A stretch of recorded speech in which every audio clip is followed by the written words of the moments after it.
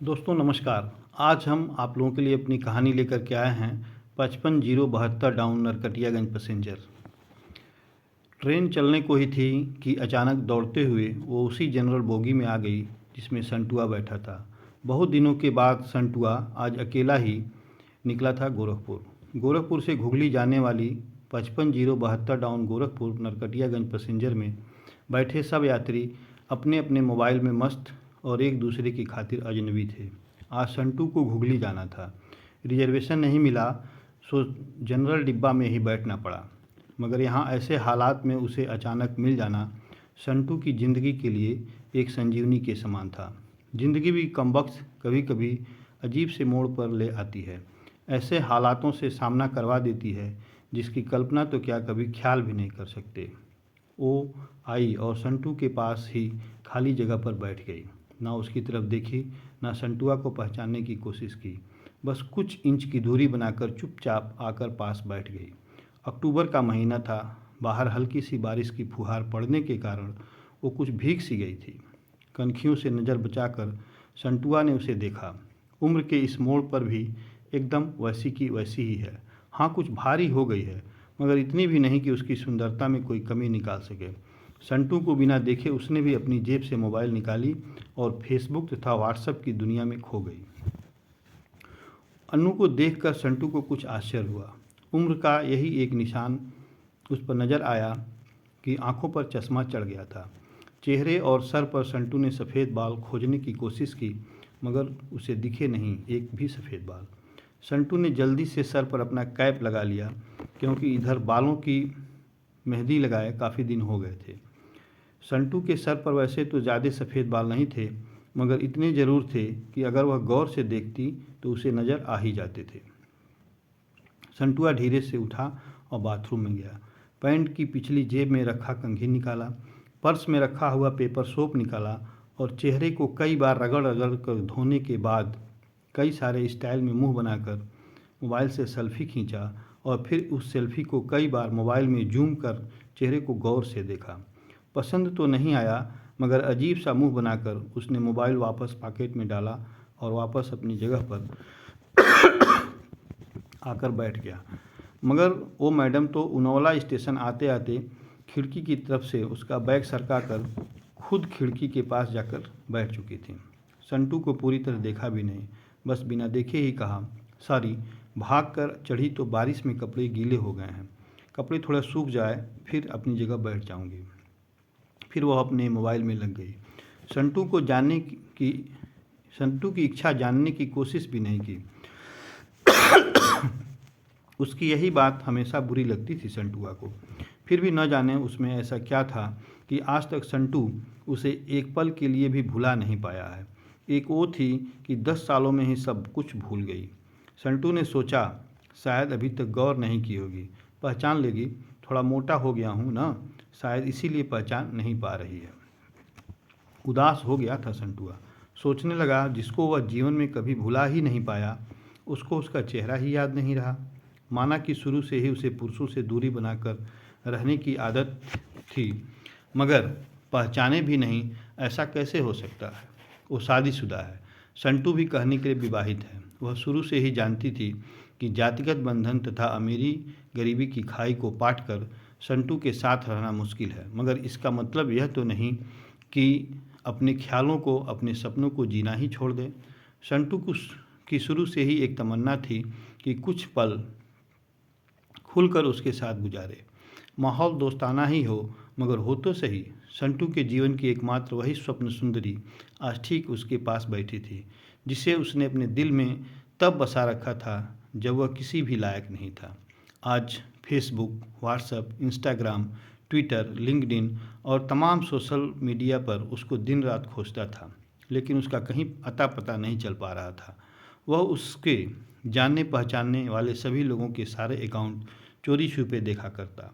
आज से 15 साल पूर्व उसकी लिखी हुई हर कविता, हर शायरी में खुद को खोजता है संटुआ, लेकिन आज तो पहचान ही नहीं रही।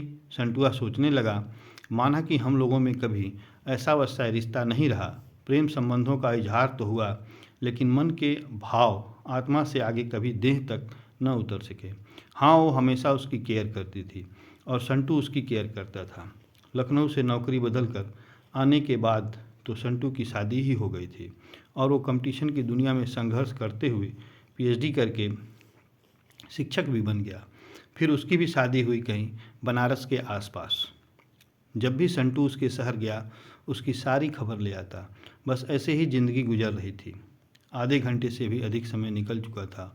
वो आराम से खिड़की के पास बैठी मोबाइल में लगी थी। देखना तो दूर, उसका चेहरा ऊपर भी नहीं कर रही थी। संटुआ कभी मोबाइल में देखता, कभी उसकी तरफ। फेसबुक और अन्य सोशल मीडिया पर उसके अकाउंट खोजना शुरू किया। हमेशा की तरह उसका कहीं अता पता नहीं चल पा रहा था। फिर पर्स में रखी उसकी एकमात्र तस्वीर निकाल कर देखा। तस्वीर मिलाई, हाँ वही थी, पक्का वही। अब संटू को कोई शक नहीं। वैसे भी पुरुष महिलाओं को पहचानने में कभी धोखा नहीं खा सकते। 20 साल बाद भी सिर्फ आँखों से पहचान लेते हैं। फिर कुछ और वक्त गुजरा। माहौल वैसा का वैसा था। संटू बेचैन होकर सीट पर बैठे बैठे बस मोबाइल पर उंगलियों की चाल बदलता रहा। फिर अचानक टीटी आ गया। सबसे टिकट पूछ रहा था। संटुआ ने अपना टिकट दिखा दिया। उससे पूछा तो उसने कहा नहीं है। टीटी बोला फाइन लगेगा। वह बोली लगा दीजिए। टीटी कहाँ का टिकट बनाओ? उसने जल्दी से जवाब नहीं दिया। संटू की तरफ देखने लगी। संटुआ कुछ समझ ही नहीं सका। वह संटू के हाथ की टिकट को गौर से देखी, फिर टीटी से बोली घुघली। टीटी ने गोरखपुर से घुघली की टिकट पेनाल्टी के साथ बना कर दे दिया और पैसे लेकर चला गया। इसके बाद वह फिर से मोबाइल में तल्लीन हो गई। आखिर संटुआ से रहा नहीं गया। उसने पूछ ही लिया घुघली में कहाँ रहती हो? वह मोबाइल में नज़रें गड़ाए हुए ही बोली कहीं नहीं। वह चुप हो गई तो संटुआ फिर बोला किसी काम से जा रही हो का? वह बोली हाँ। अब संटू चुप हो गया। वह अजनबी की तरह बात कर रही थी और संटू की इतनी हिम्मत कहाँ कि अजनबी से पूछ लें किस काम से जा रही हो। कुछ देर चुप रहने के बाद संटू ने पूछ ही लिया शायद नौकरी करती हो ना वहाँ? उसने कहा नहीं। संटू ने फिर हिम्मत करके पूछा तो किसी से मिलने जा रही हो? वही संक्षिप्त उत्तर नहीं। आखिर जवाब सुनकर संटुआ की हिम्मत नहीं हुई कि कुछ और भी पूछ सके। अजीब औरत थी, बिना काम के सफ़र कर रही थी, वह भी इतनी भीड़ में। संटू भी मुंह फेर कर अपना मोबाइल में लग गया। कुछ ही देर बाद वह खुद ही बोली ये भी पूछ लो घुघली क्यों जा रही हूँ? संटू के मुंह से जल्दी में निकला बताओ बताओ क्यों जा रही हो? फिर अपने ही उतावलेपन पर संटू को शर्म सी आ गई। उसने थोड़ा सा मुस्कुराते हुए कहा आज एक पुराना सा पगलेट दोस्त मिल गया जो अकेले ही स्टेशन पर टहल रहा था। शायद वह कहीं सफ़र पर जा रहा था। रास्ते में उसे कोई बहका न दे, इसलिए उसका उचित मार्गदर्शन करना मेरा कर्तव्य है। अकेले कैसे जाने देती, इसीलिए उसे घुघली तक छोड़ने जा रही हूँ। इतना सुनकर संटू का दिल तेज़ी से धड़कने लगा। अब नॉर्मल नहीं रह पा रहा था संटुआ, मगर मन के भावों को दबाने का असफल प्रयत्न करते हुए संटू ने हिम्मत करके पूछा कहाँ है तुम्हारा वो दोस्त? वो मुस्कुराती हुई बोली यहीं मेरे पास बैठा है ना। इतना सुनकर संटुआ को कुछ समझ में आ गया कि क्यों उसने टिकट नहीं लिया, क्योंकि उसे तो पता ही नहीं था कि मैं कहाँ जा रहा हूँ। सिर्फ और सिर्फ मेरे लिए वह गोरखपुर से घुघली तक का सफ़र कर रही थी। जानकर इतनी खुशी मिली कि संटुआ की आंखों में आंसू आ गए। दिल के भीतर एक गोला सा बना और फट गया। परिणाम में आंखें तो भीगनी ही थीं। बोली रो क्यों रहे हो संटू? संटुआ बस इतना ही कह पाया तुम औरत हो ना, इसलिए समझ नहीं सकोगी। वह बोली क्योंकि थोड़ा बहुत लिख लेती हूँ, इसलिए एक कवि और लेखक का भावनात्मक दिल मेरे अंदर भी है तुम्हारी तरह, इसलिए अब सब कुछ समझ सकती हूँ संटू। संटू ने खुद को संभालते हुए कहा शुक्रिया मुझे पहचानने के लिए और मेरे लिए इतना टाइम निकालने के लिए। वह बोली संटू तुम प्लेटफार्म पर अकेले घूम रहे थे, कोई साथ नहीं दिखा तो आना पड़ा। कल ही रक्षाबंधन था, बहुत सारी महिलाएं जा रही थीं, इसलिए बहुत भीड़ थी। तुम अकेले ही सफ़र कर रहे हो ना? संटू ने अपने जीवन के बारे में विस्तार से बताया। क्या करता, घर के काम और जिम्मेदारियों से छुट्टी नहीं मिल रही थी और मैं घुघली में जाकर बस गया हूँ। गोरखपुर तो आना ही था। संटू ने अपनी मजबूरी बताई। बहनों से राखी बंधवाने नहीं गए? कैसे भाई हो? संटू उदास हो गया और आंखों में आ चुके आंसुओं को रोकने का असफल प्रयास करते हुए बोला जिनको ये भी फिक्र नहीं कि उनकी ही वजह से इतना लंबा जीवन का सफ़र अकेले कैसे काट रहा हूँ। ऐसे लोगों से क्या राखी और कैसा प्रेम संबंध। संटू ने अपने परिवार के बारे में उसको विस्तार से बताया। बहनें शादी के बाद बहनें रही ही नहीं, वो अपने घर की हो गईं। अम्मा और बबुआ अब नहीं रहे। कहकर संटू उदास हो गया। अम्मा की याद में उसकी आंखों आंसुओं से डबडबा उठी। वह फिर बोली, तो तुम्हारी बीवी को तो समझना चाहिए ना, उसकी अपनी लाइफ है, मैं ज़्यादा डिस्टर्ब नहीं करता। मैं पिछले कई सालों से हमारे बातचीत का सिलसिला भी ख़त्म हो चुका है। विषय को मोड़ते हुए संटू ने बोला, जानती हो, अब कर लेता हूँ मैं अकेले ही अपना सब काम। तुम अपनी सुनाओ, कैसे हो।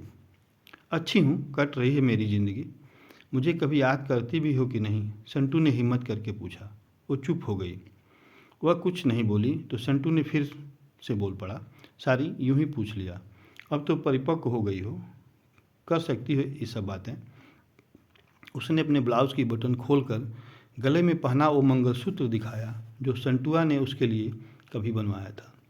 बोली, तुम्हारी याद तो नहीं आती, पर कमबख्त ये मंगलसूत्र तेरी याद दिलाता ही रहता है हर पल। और फफक फफक कर भोकार छाड़कर रोने लगी। उसके गले में अपने नाम का मंगलसूत्र देखकर संटुआ की आंखें आंसुओं से भर चुकी थी। कभी इंद्रधनुषी सपने और अरमान लेकर संटू ने बहुत खुशी से यह मंगलसूत्र उसके खातिर बनवाया था। आज अपने नाम का मंगलसूत्र उसके गले में देखकर संटू के दिल को बहुत सुकून मिला।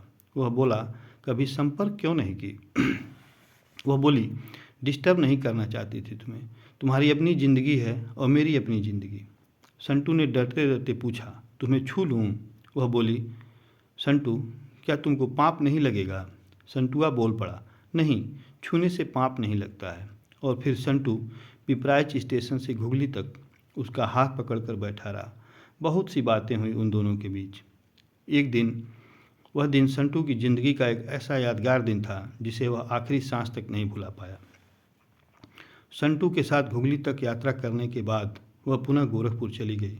संटू उसे चाह कर भी रोक नहीं पाया। उसे अपने ससुराल वापस जाना था। रक्षाबंधन की छुट्टियों के बाद वह चली गई। उसके बाद संटू से उसकी कभी बात नहीं हुई, क्योंकि उन दोनों ने एक दूसरे का फ़ोन नंबर नहीं लिए। हालांकि उन दोनों के बीच कभी नापाक कुछ भी नहीं हुआ। एक पवित्र रिश्ता था, मगर रिश्तों की गरिमा बनाए रखना बहुत ज़रूरी था।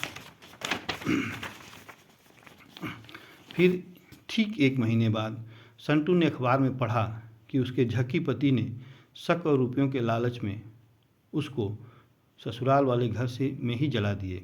क्या गुजरी होगी संटुआ पर, वर्णन नहीं कर सकता। उसके दिल और दिमाग काबू में नहीं रहे, पर क्या करे, वह किसी को कुछ बता भी तो नहीं सकता था। लोक लाज के डर से संटू उसके अंतिम दर्शन भी नहीं कर सका। आज उससे मिलने 1 साल हो गया है। आज भी रक्षाबंधन का दूसरा दिन है। आज भी संटुआ सफ़र कर रहा है गोरखपुर से घुगली 55-072 डाउन नरकटियागंज पैसेंजर से। संटू आज भी जानबूझकर जनरल डिब्बे का टिकट लिया है और उसी सीट पर बैठा है, उसके इंतज़ार में अकेले ही। संटुआ का दिल न जाने क्यों आज भी ट्रेन के उसी डिब्बे की उसी सीट पर इस आशा में बैठा है कि आज वह फिर आएगी और कुहासा सुखाने के बहाने उसी खिड़की के पास बैठेगी, जिसमें एक सफ़र वो था जिसमें संटू के साथ उसकी हमसफ़र थी। आज एक सफ़र है जिसमें सिर्फ उसकी यादें ही हमसफ़र हैं। धन्यवाद। आपको इस कहानी कैसी लगी? अगर आपको ये कहानी अच्छी लगी होगी तो आप इस कहानी को लाइक करिएगा, शेयर करिएगा और हमारे इस पेज को ज़रूर फॉलो करिएगा। हम अपने पेज पर इसी तरह की कहानियाँ लिखते हैं और पोस्ट करते हैं और इसी तरह की कहानियाँ आपको सुनाते रहेंगे। बहुत बहुत धन्यवाद और आभार आप सभी का।